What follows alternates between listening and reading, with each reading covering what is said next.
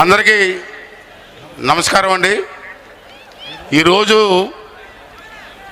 మన నర్సీపట్నం కాన్స్టిట్యున్సీ నుంచి నాకు పౌర సన్మానం చేయాలని చెప్పి పెద్దలు కోరారు.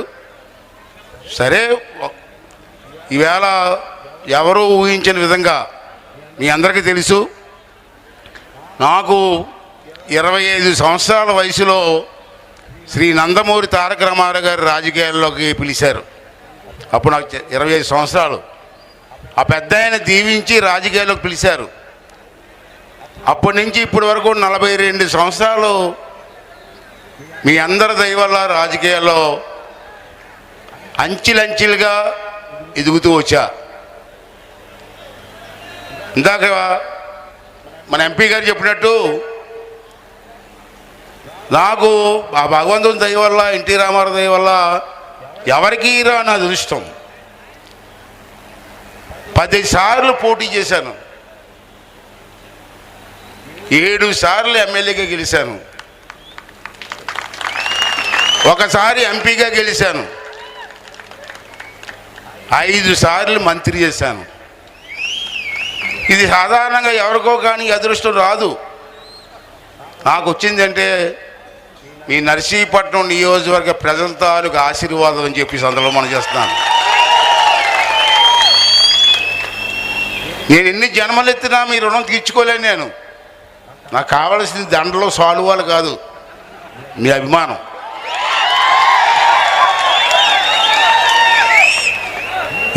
ఇన్ని సంవత్సరాలు ఏకదాటిగా రాజకీయం చేసిన వాళ్ళు అతి తక్కువగా ఉంటారు రాష్ట్రం మొత్తం మీద. అటువంటి అవకాశం నాకు దొరికిందంటే అది మీ ఆశీర్వాదం కాదా? మీరు పెట్టిన రాజకీయ భిక్ష కాదా? దానికి నేను రుణం తీర్చుకోవాల్సిన బాధ్యత నాకు లేదా? అందుకే గతంలో కూడా ఇవాళ నర్సీపట్నంలోకి ఒక అభివృద్ధి కార్యక్రమాలు జరిగాయంటే ఆ రోజు తెలుగుదేశం పార్టీలో అనేకమైన కార్యక్రమాలు చేస్తాం. రాజకీయం జోదంలో మారిపోయింది. గెలుస్తూ ఉంటాం, ఓడుతూ ఉంటాం, కానీ రాజకీయాల్లో విలువలు మాత్రం కాపాడుకోవాల్సిన అవసరం ఉంది. మొన్న గత ప్రభుత్వంలో ఎందుకు సాఫ్ట్గా మాట్లాడుతానంటే నేను ఇక్కడ కుర్చీలో కూర్చున్నాను. చంద్రబాబు గారు నాకు నోటికి ప్లాస్టర్ వేసారు. మామూలు ఇంత ముందులాగా మాట్లాడడానికి నాకు అవకాశం లేదు. అధ్యక్ష అంటే ఏమమ్మా అనాలి. అంటే ఆ కుర్చీతో అది విలువది, రాజ్యాంగబద్ధమైనటువంటి కుర్చీ అది. ఎవరికో కానీ అదృష్టం రాదు. ఈ రాష్ట్రంలో కొద్దిమంది ప్రతిభా భారతి, తంగి సత్యనారాయణ గారు ఇటువంటి పెద్దలు ఎంతోమందికి ఆ కుర్చీలో కూర్చొని రూలింగ్ ఇచ్చారు. ఇప్పుడు నాకు చంద్రబాబు నాయుడు కుర్చీలో కూర్చోబెట్టారు. నా బాడీ లాంగ్వేజ్గా కుర్చీకి సరిపోతుంది లేదు, నాకు అర్థం లేట్లే. అది బాధ నాకు ఇప్పుడు. సరే, పెద్దలు ఇచ్చారు. నేను మొన్న అసెంబ్లీలో మాట్లాడుతూ మీరు అది చూసి ఉంటారు. నాకు మీరు ఇచ్చింది, చంద్రబాబు నాయుడు గారు నాకు ఇచ్చింది పదవి కాదు, బాధ్యత. ఆ బాధ్యతను భుజాల వేసుకొని నేను పనిచేస్తాను. నష్టపోయిన ఈ రాష్ట్రాన్ని కాపాడుకుందాం. మీరందరూ ఎంతో కష్టపడి నన్ను 5 సంవత్సరాలు ఈ పోలీసులు వీళ్ళందరూ ఎంత ఇబ్బంది పెట్టారో మీకు తెలుసు. ఏ పోలీసులు అయితే గోడ దుంకి నన్ను అరెస్ట్ చేశారో అదే పోలీసులు నాకు సెల్యూట్ కొడుతున్నారు ఇవాళ.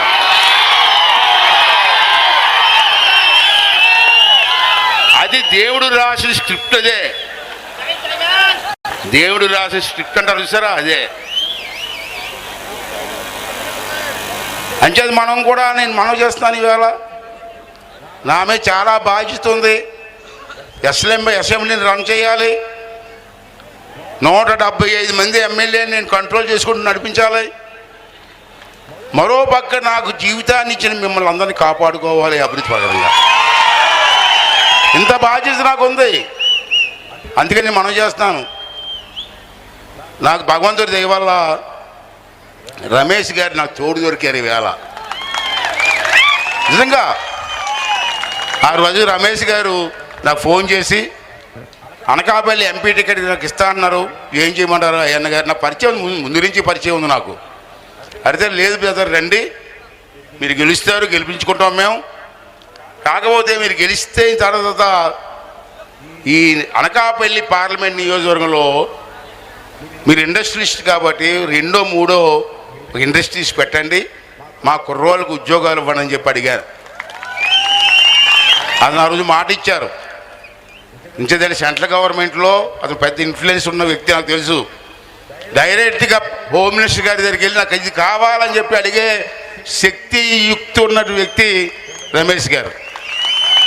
అంచేత వారు మేమందరం కలిసి ఇక్కడ మా టీం అంతా ఉంది, తెలుగుదేశం పార్టీ టీం అంతా ఉంది. మన కూడా జనసేన, బీజేపీ, తెలుగుదేశం కలిపి ఒక కూటమిగా ఏర్పడ్డాం. మన కూడా పవన్ కళ్యాణ్ గారు అసెంబ్లీలో బ్రహ్మాండంగా మాట్లాడారు, మీరందరూ చూశారు. కాలేజీలో అల్లరి చేసి కుర్రోడు ప్రిన్సిపాల్ ఇది ఎలాగ ఉంటుందో అలాగ ఉందన్నాను నన్ను. నిజమే, ఒక విధంగా అది కూడా కరెక్టే. నేను ఒకటే మనం చేస్తున్నాను, రమేష్ గారు, మేము, మా జిల్లా Telugu Desam party team, Janasena, BJP అందరం కలిసి మా బాధ్యత నిర్వహించి మన ప్రాంతాన్ని కాపాడుకుంటూ మీరు అందించినటువంటి సహకారానికి మీ రుణం తీర్చుకుంటామని కూడా ఈ సందర్భంలో మీ అందరికీ మనం చేస్తున్నాను. నా ముందు చాలా సవాళ్ళు ఉన్నాయి. గత ప్రభుత్వంలో ఎవరిని విమర్శించకూడదు, నేను ఆ కుర్చీలు కూర్చున్నాను కాబట్టి. గత ప్రభుత్వంలో ఎంతో నష్టం జరిగింది రాష్ట్రానికి. మీరు రోజు పేపర్ చూస్తున్నారు, టీవీ చూస్తున్నారు. ఇప్పుడు ఆ నష్టాన్ని పూరించాలి మనం. మళ్ళీ మీకు కావలసిన అభివృద్ధి కార్యక్రమాలు చేసుకుంటూ వెళ్ళాలి. అన్ని సవాళ్ళు ఇవాళ మన ముందు ఉన్నాయి. అయినా పర్లే, వీళ్ళంతా స్టేజ్ మీద ఉన్న నాయకులందరూ ఆశీర్వాదం ఉంది, మీ తాలూకు ఆశీర్వాదం ఉంది. నన్ను ఎవ్వరు ఏమి చేయలేరు, చేసి తీరుతాం. ఏదో బాధపడి తెస్తాం, చేద్దాం. నేను ఇక్కడ ఉన్న నాయకులందరినీ కూడా పిలిచి నాకు దండలేసి సాల్వా కప్పాల్సినది. మీరు నాకు సభాపతిగా చాలా బాధ్యతలు ఉన్నాయి. మీరు చాలామంది అనుకున్నారు అయ్యన్న పాత్రి గారు సభాపతి అయిపోయారు, మాకు అందుబాటులో ఉండరేమో అని. నాకు అన్నిటికంటే ముఖ్యం నర్సీపట్నం. నాకు ఈ గౌరవాన్ని ఇచ్చింది నర్సీపట్నం. మీ రుణం తీసుకోవాల్సిన బాధ్యత ఇవాళ నా మీద ఉంది. తర్వాత ఏమన్నా మిగతావన్నీ తర్వాతే. ఇవాళ మీరు చూశారు, నాకు కొంచెం బిజీగా ఉన్న షెడ్యూలే. అసెంబ్లీ అంతా కూడా నడిపించుకోవాలి నేను. కష్టం, బిజీ షెడ్యూలే నాకు. అయినా మీరు ఏమీ అనుకోవసరం లేదు. నేను ప్రతి అసెంబ్లీ టైంలోనే విజయవాడలో ఉంటాను తప్పించి మిగతా టైంలో అంతా ఇక్కడే ఉంటాను. నేను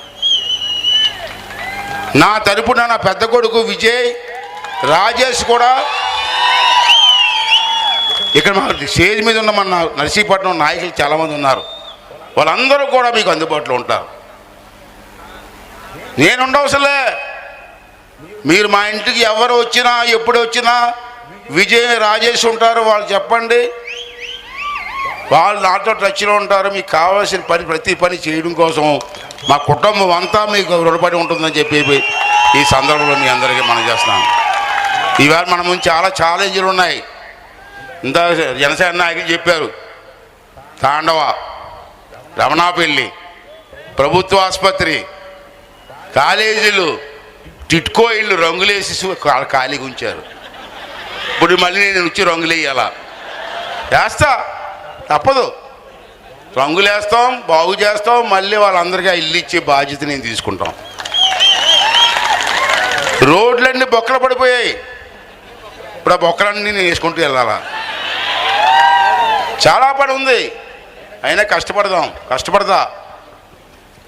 నాకు ఈ వయసులో కూడా కష్టపడి, ఈ 5 సంవత్సరాలు కష్టపడి మీరు అడిగిన కార్యక్రమాలు చేసి మీ అందరి తాలూకు రుణం తీసుకుంటారని చెప్పి నేను మనం చేస్తున్నాను.